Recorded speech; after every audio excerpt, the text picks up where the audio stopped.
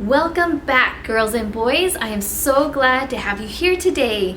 We are going to jump right into our story today. Quickly to review, last week we talked about Jesus performing miracles, and we talked about 3 specific miracles that Jesus performed. And so if you didn't watch last week, you can go back and watch it and see where we last left off. But this week, we are going to learn about Jesus coming to visit his hometown.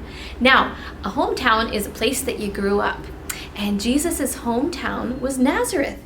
And so we find in today's story, which we can find in the book of Luke, chapter 4, that Jesus is in Nazareth and he goes to the synagogue. Remember, that's like the church for the Jews.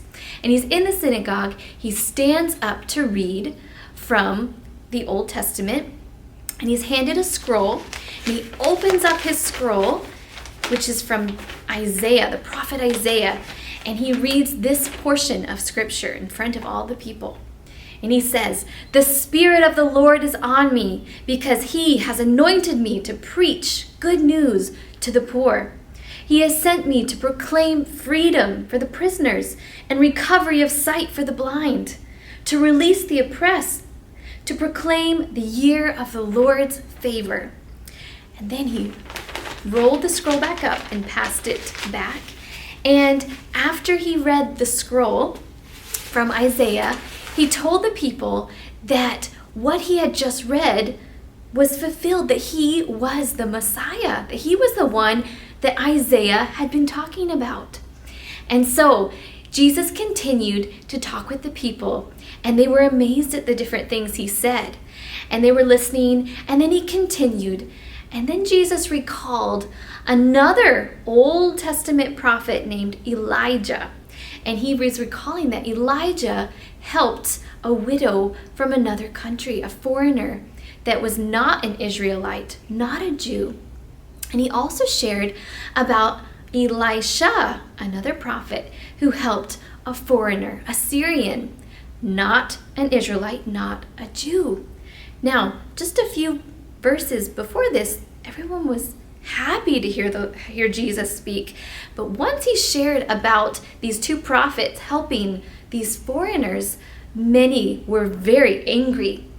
Now, you see, many of the religious leaders at that time in the synagogue believed that the Jews were the chosen people, that were the only ones that Jesus or the Messiah had come to rescue, to come to save.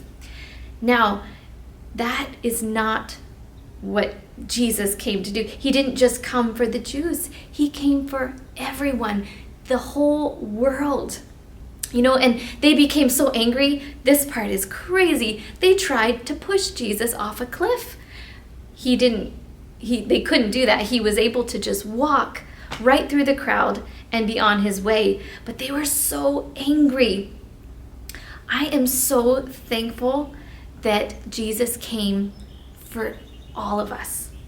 Not just Jews, not just one group of people. He came for the entire world.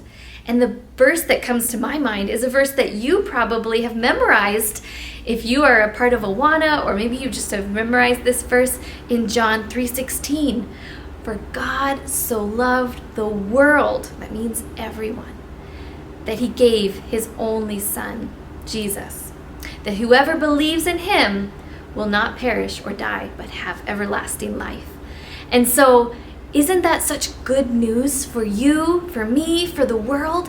So when we look at the people around us, we should never think, "Oh, that person, they've done too many wrong things. They can't be saved."